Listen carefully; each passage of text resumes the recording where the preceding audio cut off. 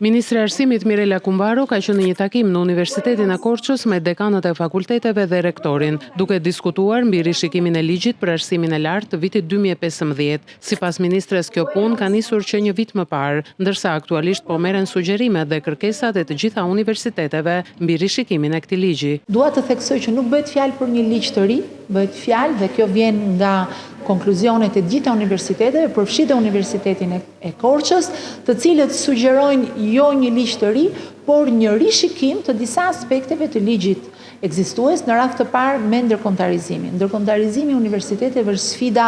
e të gjitha universiteteve, përfshi dhe Universitetit Korçës. Çfarë duhet të bëjmë, si duhet të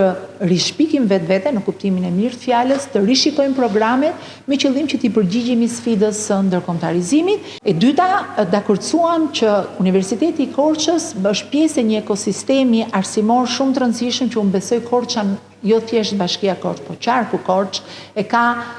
shumë të spikatur. Kjo është pjesë e një programi investimi dhe një filozofie ku Universiteti i Korçës, zhvillimi që do të marrë poli i dijes duke u bërë si pikë atraktive për universitetet ndërkombëtare dhe investimi shumë i rëndësishëm me liceun francez të Korçës, si do të jetë një lice